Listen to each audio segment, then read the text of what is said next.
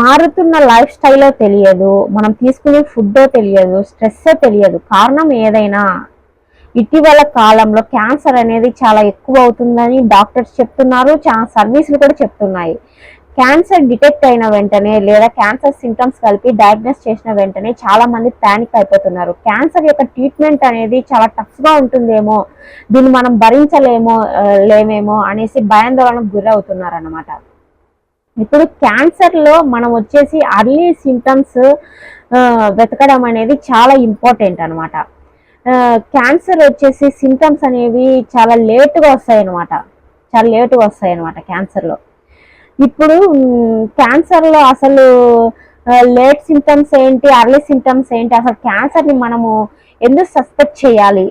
ఇప్పుడు క్యాన్సర్ అనేది దాదాపు శరీరంలో ఒక భాగానికి వస్తే కనుక క్యాన్సర్ అనేది ఇలా ఉంటుందని చెప్పవచ్చు. కానీ శరీరంలో క్యాన్సర్ ఏ భాగానికి వస్తుందో కూడా మనకు తెలియదు.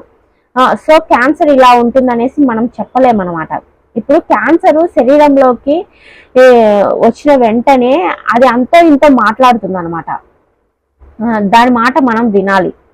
ఇప్పుడు క్యాన్సర్ నాకు ఉందనేసి ఎవ్వరు అనుకోరు. అదే విధంగా డాక్టర్ కూడా క్యాన్సర్ రావచ్చు, ఆయన డాక్టర్ అనేసి క్యాన్సర్ తెలియదు కదా. అయితే ఇప్పుడు మన శరీరంలో అల్సర్ అనేది శరీరం లోపల రావచ్చు, బయట రావచ్చు. అల్సర్ వచ్చినప్పుడు ఒక 10 నుంచి 15 డేస్లో అది క్యూర్ అవుతుంది అనమాట. మహా అయితే ఒక టాబ్లెట్ ఒక మందులో వాడతాం. అలా 10 నుంచి 15 డేస్ అయినా కూడా అది తగ్గడం లేదు అంటే అది ఎందువల్ల అని చూసుకోవాలన్నమాట. Any part of the body ఎక్కడైనా స్రావం రావడము లేదా చిన్న చిన్న గడ్డల నుంచి స్రావం రావడము ఇలా ఉంటే గనక మనం ఏ మాత్రం నిర్లక్ష్యం చేయకూడదు. అవి చిన్న చిన్న గడ్డలే కదా, అవి నొప్పి రావడం లేదులే అనేసి మనం నిర్లక్ష్యం చేయకూడదు అనమాట. అది ఎందువల్ల అనేసి మనం డాక్టర్ని కన్సల్ట్ అవ్వాలి. ఆయన కూడా చిన్న చిన్న గడ్డలకి మనకు పెద్ద పెద్ద టెస్ట్లు ఏం చేయడు. 80 నుంచి 90% వరకు చిన్న చిన్న లైపోమాలే ఉంటాయి అనమాట. ఓకే, డాక్టర్ని మనం కన్సల్ట్ అయినప్పుడు ఏం లేదు, ఇవి చిన్న చిన్న లైపోమాలే, ఏం ఇబ్బంది లేదు అనేసి చెప్తారు. అది కాకుండా లేదండి ఈ గడ్డ కొంచెం తేడాగా ఉంది, నీడిల్ బయాప్సీ చేద్దాము అనేసి చెప్తారనమాట. సో ఎక్కడి నుంచైనా స్రావం కారినా గడ్డలున్నా మనం వెంటనే డాక్టర్ని సంప్రదించాలన్నమాట. అదేవిధంగా చేంజ్ ఆఫ్ వాయిస్ అనేది వాతావరణ పరిస్థితులు కావచ్చు, వాటర్ వల్ల కావచ్చు, చేంజ్ ఆఫ్ వాయిస్ అనేది వస్తుంది అనమాట. అది ఎందువల్ల అనేది మనం చూసుకోవాలి. అదేవిధంగా నోట్లో తెలుపు ఎరుపు మిళితమైన ప్యాచెస్ వస్తాయి అనమాట. అదేవిధంగా నోట్లో పుల్లులు వేసేసి అవి ఎంతకి మానకపోవడము, అదేవిధంగా గొంతు బొంగురపోవడము, నెక్స్ట్ గొంతు మనం మింగేటప్పుడు ఫారెన్ బాడీ సెన్సేషను, ఇలా దగ్గినప్పుడు బ్లడ్ పడ్డము, ఇవన్నీ ఓరల్ క్యాన్సర్ సింటమ్స్ అనమాట. సో ఇలా ఉన్నప్పుడు మనము అర్లీగా డాక్టర్ని సంప్రదించాలన్నమాట. అదేవిధంగా చేంజ్ ఇన్ బవల్ హ్యాబిట్ అంటే మోషన్కి రోజు పోయే వాళ్ళు 3 రోజులకు ఒకసారి వెళ్ళడం, లేదా వెంటనే సడన్గా కాన్స్టిబ్యూషను, మోషన్లో బ్లడ్ పడ్డము, నెక్స్ట్ వచ్చేసి స్టమక్ పెయిన్, కడుపు నొప్పి రావడము, ఒకరోజు కడుపు నొప్పి రావడం, లేదా కంటిన్యూస్గా కడుపు నొప్పి రావడము, నెక్స్ట్ వామిటింగ్ వచ్చినట్టు అనిపించడము. కొందరైతే ఒక ఇడ్లీ తినంగానే మాకు కడుపు చాలా ఫుల్ అయిపోయింది డాక్టరు, ఏం తినలేకపోతున్నాము, తినకున్నా కూడా తిన్నటువంటి ఫీలింగ్ కలగడం అన్నమాట. ఇవన్నీ వచ్చేసి స్టమక్ క్యాన్సర్ యొక్క లక్షణాలు అన్నమాట. ఇలా ఉన్నప్పుడు మనము ఏం కాదులే, మనకేం నొప్పి చేయడం లేదు కదా అనేసి అనుకోకుండా మనం వెంటనే డాక్టర్ని సంప్రదించాలన్నమాట. అలాగే మానని దగ్గు, weight loss, chest pain, next లో ఫీవరు ఇలా వచ్చినప్పుడు లంగ్ క్యాన్సర్కి సింటమ్స్ అన్నమాట. ఇప్పుడు పురుషులలో ముఖ్యంగా వచ్చేసి ఓరల్ క్యాన్సర్, లంగ్ క్యాన్సర్, అదేవిధంగా సౌత్ ఇండియన్ మెన్లో అయితే కనుక గ్యాస్ట్రిక్ క్యాన్సర్లు, ఈ 3 క్యాన్సర్లు చాలా ఎక్కువగా వస్తున్నాయి అన్నమాట. చాలా మంది డాక్టర్ దగ్గరకు వచ్చేసి మాకు పొట్టలో గ్యాస్ ఉంది డాక్టర్ గారు, కొద్దిగా తిన్న వెంటనే పొట్ట అనేది ఫుల్ అయిపోతుంది అనమాట. ఒక్కోసారి అయితే డైనింగ్ టేబుల్ దగ్గరికి వెళ్తాము, తినడానికి వెళ్తాము, కానీ తినబుద్ధి కాకపోవడము, తర్వాత కొద్దిగా తినంగానే పొట్ట ఫుల్ అవుతుంది అని చెప్తుంటారు అనమాట. ఇది గ్యాస్ట్రిక్ క్యాన్సర్ యొక్క సింటమ్ అనమాట. కొద్దిగా తినంగానే పొట్ట ఫుల్ కావడం, వామిటింగ్ సెన్సేషను, ఇవన్నీ గ్యాస్ట్రిక్ క్యాన్సర్ యొక్క సింటమ్స్ అన్నమాట. మానని గడ్డ, పెరుగుతున్న గడ్డలు, అదే విధంగా పుట్టుమచ్చల యొక్క సైజ్ మారడము, పుట్టుమచ్చల నుంచి పెల్సులుగా ఊడిపోవడం అనమాట, పుట్టుమచ్చల నుంచి డిశ్చార్జ్ స్రావం గారడము, ఇవన్నీ వచ్చేసి మెలనోమా అనే అత్యంత ప్రమాదకరమైన క్యాన్సర్ అనమాట. ఇంకొకటి ఏంటి అంటే, ఎలాంటి సింటమ్స్ లేనప్పటికీ 30 నుంచి 35 సంవత్సరాల తర్వాత ఎవరైనా సరే ఒక సింపుల్ బ్యాటరీ ఆఫ్ ఇన్వెస్టిగేషన్ చేయించుకోవడం మంచిది. అది ఏంటి అంటే సిబిపి, కంప్లీట్ బ్లడ్ పిక్చర్ అన్నమాట. ఈ కంప్లీట్ బ్లడ్ పిక్చర్ లో బోన్ మ్యారో ఎలా పనిచేస్తుంది, అదే విధంగా శరీరంలో రక్తం ఎలా సరఫరా అవుతుంది అనే వివరాలు తెలుసుకోవచ్చు అనమాట. ఇంకోటి ఏంటంటే రెన్యువల్ ఫంక్షన్ టెస్ట్. ఈ రెన్యువల్ ఫంక్షన్ టెస్ట్ లో వచ్చేసి ఒక బ్లడ్ యూరిన్, ఒక సిరం అనేది నార్మల్ గా ఉంటే గనక కిడ్నీస్ దాదాపుగా పనిచేస్తూ ఉన్నట్లే. తర్వాత వచ్చేసి ఎక్స్రే టెస్ట్ అనమాట. ఈ ఎక్స్రే టెస్ట్ లో లంగ్స్ లో తెలియని చిన్న కాయిన్ లీజెస్ ఉంటాయి అనమాట.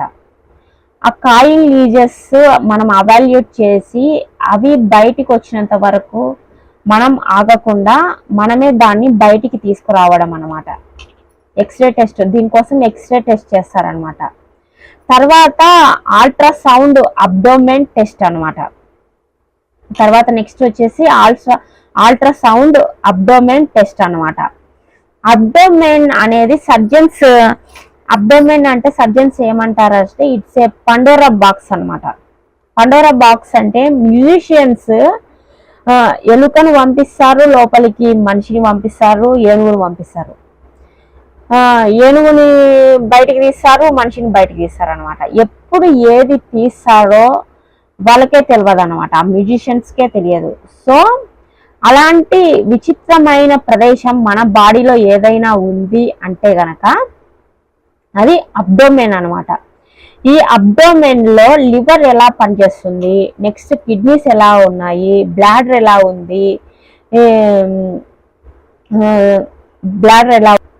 ఉమెన్స్ అయితే ఓవరీస్ ఎలా ఉన్నాయి, తర్వాత యూట్రస్ ఎలా ఉన్నాయి, ఇలాంటి వివరాలన్నీ అల్ట్రాసౌండ్ ద్వారా మనం తెలుసుకుంటాం అనమాట. ఉమెన్స్ లో ముఖ్యంగా 2 టెస్టులు చేస్తారనమాట. అవి ఉమెన్స్ లో వచ్చేసి 2 టెస్టులు చూసుకోవాలి. అవి ఒకటి మ్యామోస్పియర్, అదే విధంగా టాపోస్మియర్. ఉమెన్ లో అయితే మ్యామోగ్రఫీ, పాప్స్మియర్ అనే 2 టెస్టులు చేయించుకోవాలి. అదే విధంగా 50 సంవత్సరాలు దాటిన మెన్ లో అయితే పిఎస్ఏ టెస్ట్ ఒకటి చేయించుకోవాలి. అదే విధంగా ఉమెన్ లో ఓవరిడియల్ క్యాన్సర్ ట్యూమర్స్ ను గుర్తించడానికి CA-125 కొన్ని ఇన్వెస్టిగేషన్స్ ఇలా ఉన్నాయన్నమాట. ఈ చిన్న బ్యాటరీ ఆఫ్ ఇన్వెస్టిగేషన్ వచ్చేసి 10,000 అయిపోతుంది. ఈ చిన్న బ్యాటరీ ఆఫ్ ఇన్వెస్టిగేషన్ ఒకటి చేయించుకోవడం వల్ల మనకు క్యాన్సర్ దాదాపు 80% వరకు ఎక్కడ ఏముంది అనేది తెలుసుకోవచ్చు. ఇంకొక 20% అనేది మనం తెలుసుకోలేము. ఆ 20% కూడా మనం వాచ్ఫుల్గా వినగలిగి, మనం వాచ్ఫుల్గా ఉండి మన శరీరం ఏం చెప్తుందో వినగలిగితే, ఏదైనా సింటమ్స్ కనిపించింది, అక్కడ నొప్పి వచ్చింది, ఇక్కడ నొప్పి వచ్చింది, ఒక విజన్ లో తేడా, ఇవన్నీ నోటీస్ చేసి మళ్ళీ ఇన్వెస్టిగేషన్ చేస్తే గనక 99% వరకు మనం క్యాన్సర్ అనేది కనుక్కోవచ్చు అనమాట. ఇప్పుడు క్యాన్సర్ అనేది డయాగ్నోస్ అయిన వెంటనే, క్యాన్సర్ ఉంది అని తెలిసిన వెంటనే అమ్మో డాక్టర్ ఏం చెప్తారో, ఎలాంటి ట్రీట్మెంట్ ఇస్తారో అనేసి చాలా మంది భయపడుతూ ఉంటారనమాట. అలా భయపడకుండా డాక్టర్ దగ్గరికి పోయి, ఇది క్యాన్సర్ అనేది ఒకసారి శరీరంలోకి వచ్చిన తర్వాత జ్యోతిష శాస్త్రంతో కనుమరుగైపోయేది కాదు, ఇంకో శాస్త్రంతో ఆగిపోయేది కాదు. సో మనము ఎంత తొందరగా ట్రీట్మెంట్ చేయించుకోవాలి, ఎంత తొందరగా మనం క్యూర్ చేసుకోవాలి అనేది మనం చూసుకోవాలన్నమాట. భద్రత కోసం ఇంకొంచెం ముందుకెళ్ళేసి మనం క్యాన్సర్ని ఇంకొంచెం ముందుకెళ్ళి చూపించుకోవాలన్నమాట. అన్ని రోగాల లాగే క్యాన్సర్ కూడా అంత భయపడాల్సిన అవసరం లేదు. భద్రత కోసం ఇంకొంచెం ముందుకెళ్ళేసి మనము క్యాన్సర్ అనేది చూపించుకుంటే తొందరగా క్యూర్ చేసుకునేదానికి ఛాన్సెస్ ఉంటుందన్నమాట. అదేవిధంగా ఫర్ ఎగ్జాంపుల్ బ్రెస్ట్ క్యాన్సర్ ఉందన్నమాట. బ్రెస్ట్ క్యాన్సర్ వచ్చేసి చాలా మంది స్కూల్ పిల్లలకి 20 years పిల్లలకి డాక్టర్స్ బ్రెస్ట్ ఎగ్జామినేషన్ చేయించమని సలహా ఇస్తుంటారనమాట. ఎందుకంటే చిన్న చిన్న బ్రెస్ట్ లో చిన్న చిన్న సిస్టులు ఉంటాయన్నమాట, అంటే నీటి బుడగలు. ఇవి ఏమైనా నీటి బుడగలు ఏమైనా ఒకవేళ ఉంటే అది వాళ్ళ పేరెంట్స్ తెలియజేసి ట్రీట్మెంట్ చేయించుకుంటారు అనే ఉద్దేశంతో 20 సంవత్సరాల పిల్లలకే బ్రెస్ట్ ఎగ్జామినేషన్స్ చేయించుకోమని డాక్టర్స్ సలహా ఇస్తారనమాట. లైపోమాలు, ఫైబ్రో అడినోమాలు ఇవి 2 క్యాన్సరస్ గడ్డలు కాదనమాట. ఫైబ్రో అడినోమా వచ్చేసి నాన్ క్యాన్సరస్ గడ్డ, బినైన్ గడ్డ. మనము ఈ ఫైబ్రో అడినోమాను వచ్చేసి మనం ఒక 10 నుంచి 15 years అలా బ్రెస్ట్ లో అలాగే ఉండడం వల్ల క్యాన్సర్ గడ్డగా మారడానికి ఛాన్సెస్ ఉంటాయి అన్నమాట. ఫైబ్రో అడినోసిన్ అనే హార్మోన్ ఇంబ్యాలెన్స్ వల్ల మనకు వచ్చేసి చాలా మందికి బిఫోర్ పీరియడ్స్ తర్వాత బ్రెస్ట్ ఫుల్గా ఉండడం, బ్రెస్ట్ లో నొప్పిగా ఉండడము, బరువుగా ఉండడము ఉంది అనేసి చెప్తూ ఉంటారు. ఇలా ఎందుకు ఉంటుందంటే హార్మోన్ ఇన్బ్యాలెన్స్ వల్ల అన్నమాట. దీనికి మనం మెడిసిన్స్ అవన్నీ యూజ్ చేసేసి దీని నుంచి మనం ఉపశమనం అనేది పొందొచ్చు. ఎందువల్ల ఈ చెస్ట్ పెయిన్ గా ఉంది, బరువుగా ఉంది, నొప్పిగా ఉంది అనే దాన్ని మనం తెలుసుకోవాలి. దానికోసం బ్రెస్ట్ మ్యామోగ్రఫీ అనేది చేస్తారనమాట. బ్రెస్ట్ మ్యామోగ్రఫీ అనేది అన్ని వేళల్లో చేయరు అనమాట. 30 నుంచి 35 పైబడిన వాళ్ళకే ఈ బ్రెస్ట్ మ్యామోగ్రఫీ అనేది చేసి దానిలో ఏముంది అనేది తెలుసుకుంటారనమాట. పాల ఉత్పత్తి గ్రంథులు ఎలా ఉంటాయంటే ఒక గ్రేప్ బంచ్ తో మనము కంపేర్ చేయొచ్చు అనమాట. గ్రేప్ బంచ్ లో ఉండే స్టాక్ పాల బయటికి వచ్చే నాళం అయితే గ్రేప్ బంచ్ లో చిన్న చిన్న డగ్యూల్స్ నుంచి ఫైనల్ గ్రేప్ బయటికి వచ్చేది మిల్క్ సీక్రెటింగ్ గ్లాండ్ అయితే ఈ చిన్న చిన్న డగ్యూల్స్ నుంచి పెద్ద పెద్ద డగ్యూల్స్ నుంచి నిబిల్ ద్వారా మిల్క్ బయటకు వస్తుంది అనమాట. అలా కాకుండా ఎక్కడైనా గ్లాండ్ వచ్చేసి బ్లాక్ అయ్యేసి వీటిలో ఒక్కటైనా బ్లాక్ అయ్యేసి అది పాల ఉత్పత్తి లేని సమయంలో కూడా ఎక్కడైనా చిన్న చిన్న ఫ్లూయిడ్ ఉత్పత్తి అవుతుంది అనమాట. అది 0.1 ml అయి ఉండొచ్చు. అలా 2 months తర్వాత 2 ml వరకు ఫ్లూయిడ్ అనేది స్టోరేజ్ అయిపోతుంది. అలా ఉన్నప్పుడు అది గడ్డ మాదిరిగా మారుతుంది అనమాట. గడ్డ మాదిరిగా మారినప్పుడు దాన్ని నీడిల్ ఆస్పిరేట్ చేస్తాం అనమాట. ఒక అల్ట్రాసౌండ్ ద్వారా అది దొరికిపోతుంది అనమాట ఆ గడ్డ అనేది.